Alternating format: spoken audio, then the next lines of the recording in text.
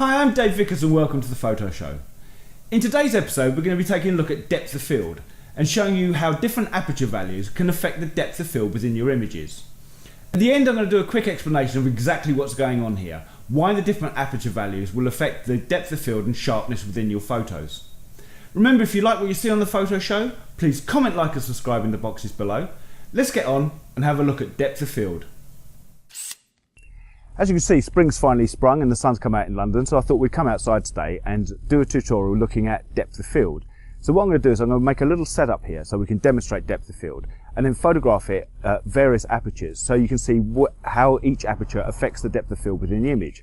So if I go ahead and set that up, and then we'll start shooting and show you the different depth of field you'll get using different aperture values in your photography. So what I'm going to use for these demonstrations is footballs. I'm going to use 4 footballs of various colours, and I've set these at about a 5-foot distance between each ball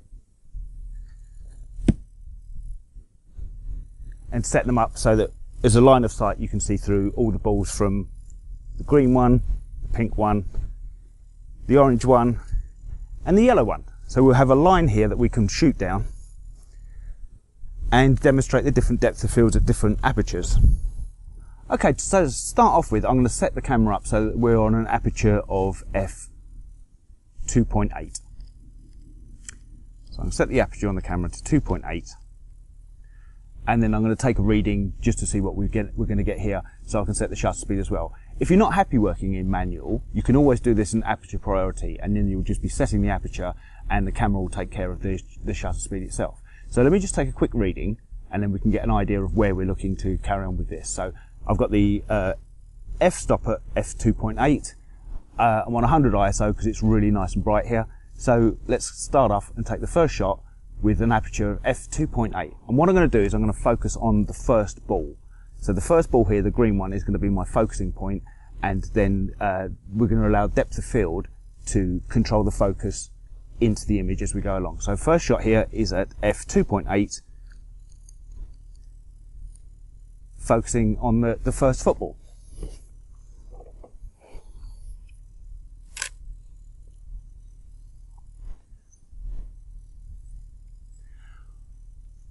Right, so as you can see from the first image there,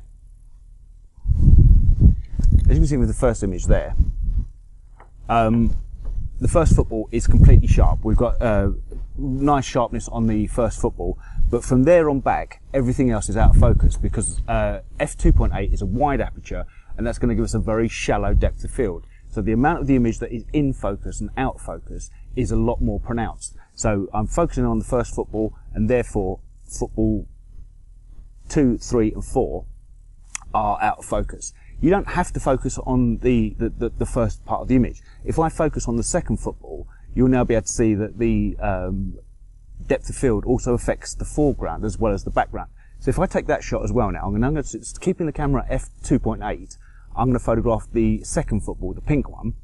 That's going to be my focus point, and you'll see that the depth of field will adapt around that. So let me just do that shot. Focusing on the pink football, the second one now. And you can now see from that photograph that the pink football is sharply in focus, whereas the green one, which is closest to us, and the orange and the yellow ones are out of focus because the depth of field at 2.8 is very shallow. So at where we actually focus dictates where the sharpness of the image is going to be. So let's start working through the F numbers now, and then we can get an idea of exactly where each F number puts us as far as depth of field goes. So if I now change this up to F4, I'm not going to do all the F stops, I'm just going to do an increment so you can see as we go through it. So now at F4, and I've got a bee flying around me. F4, so now because I've come up 2 stops, I've got to lower my shutter speed by 2 stops now. Again, if you're not happy working in manual, you can do this in aperture priority and the camera will take care of the shutter speed as you go along. So I'm now on F4 and we're going to take the same shot again, and I'm going to keep focusing now on the first football so you can see the difference in the depth of field as we go along.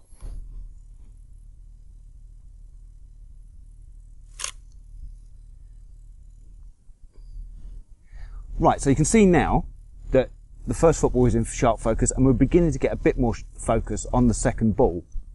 Balls 3 and 4 are still out of focus. The depth of field isn't strong enough for us to get the focus all the way through. But ball 1 is now in focus, and ball 2 is starting to get more detail and more sharply focused. So let's work up. Let's go up to f5.6 now. So f5.6 this time. Again, focusing on the first football.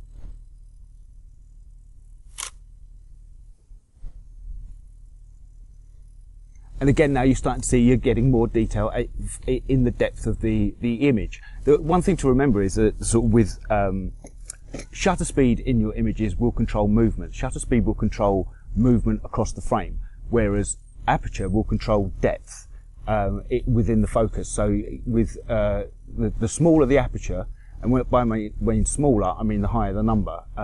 F22s will give you a deeper depth of field, so more of your image will be in focus. A wider aperture like f2.8 is a very shallow depth of field, so only a small part of that image is actually in focus. So let's carry on now, and we're going to move up now from f5.6 to f8. Again, focusing on the first ball.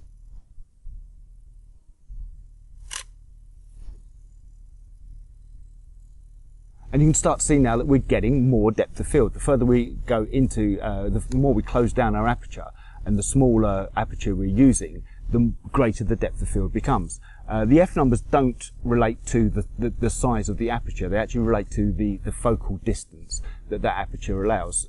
So f8 in one lens will be a different size aperture to f8 in another lens or a different camera system.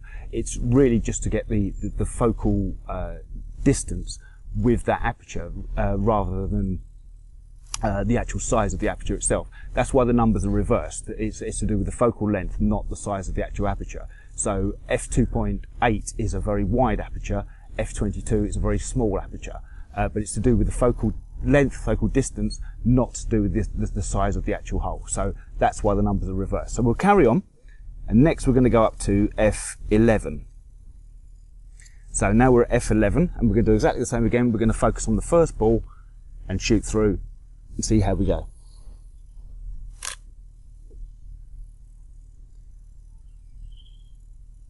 So we're getting to a point now at f11 where we're seeing detail in all of the balls.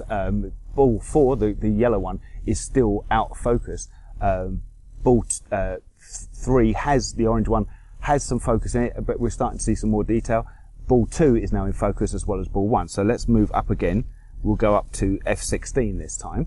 So now we're at f16. I'm lowering my shutter speed as well to compensate for the fact that I'm closing down the aperture, because each time you open or close your aperture by one stop, you're effectively halving or doubling the amount of light that is reaching the sensor. So to compensate for that, you have to adjust the shutter speed and get that balance right, so that you've got a balanced exposure. If I'm on, so at the moment I'm on f16 at 50th of a second. If I open up to f11, I'm going to have to come up to an 80th of a second in the shutter speed to make that a balanced exposure. But we'll carry on now. So we're at f16, shutter speed of f50. These numbers won't make any, the shutter speed numbers will, this is purely for these lighting conditions. They're not a recipe to do with any shot at all. But in these lighting conditions, that's the readings that I'm getting. So next we're at f16, same shot again, focusing on the first ball and seeing how far the depth of field takes us through.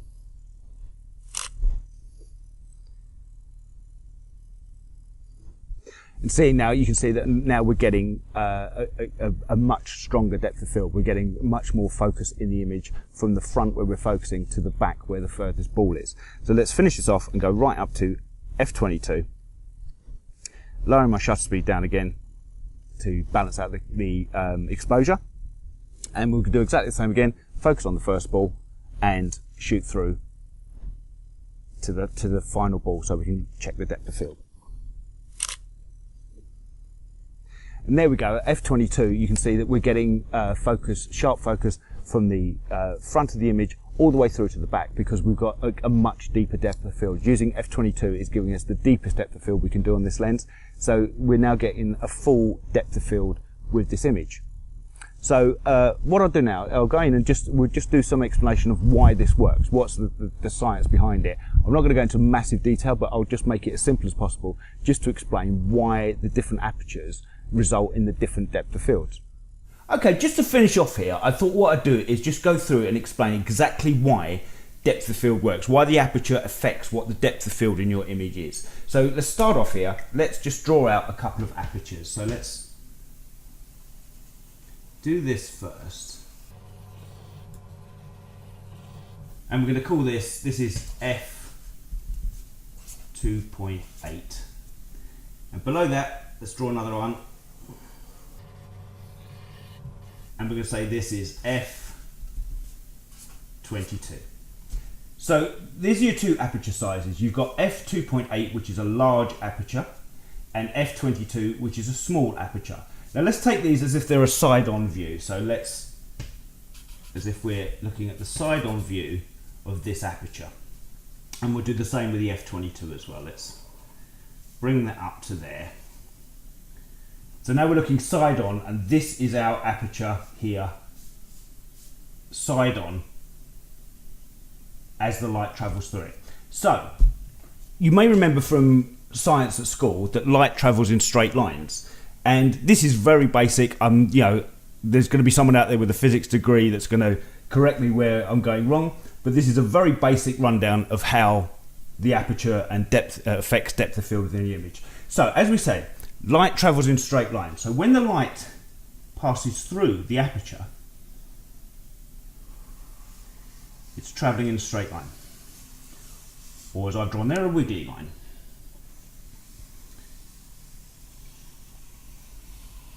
Like that. And we'll do the same with the f22 as well.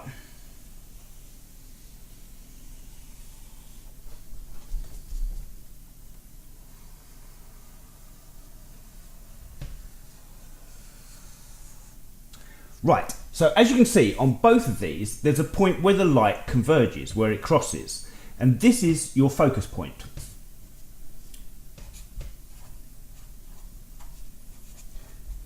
So this is where you focused your camera, and the same here with the f22, this is your focus point. So this is the point where your camera is focused and sharp.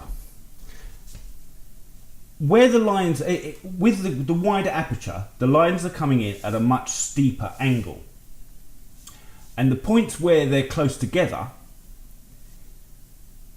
is quite small. So let's say there and there is the area around the focus point where your image is going to be shown as sharp and in focus. Because it's coming in at a steep angle, and the lines diverge away from the focus point, they're less in focus here and here than they are within this area here. So this area is your depth of field.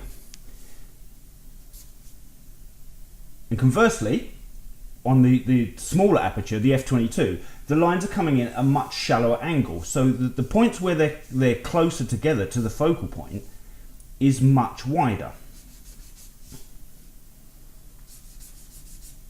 And this isn't 100% accurate because it tends to be that there's a disparity between what's in front of the focal point and what's at the back of the focal point. But for this demonstration, I'm just going to show it like this. So on a smaller aperture, your depth of field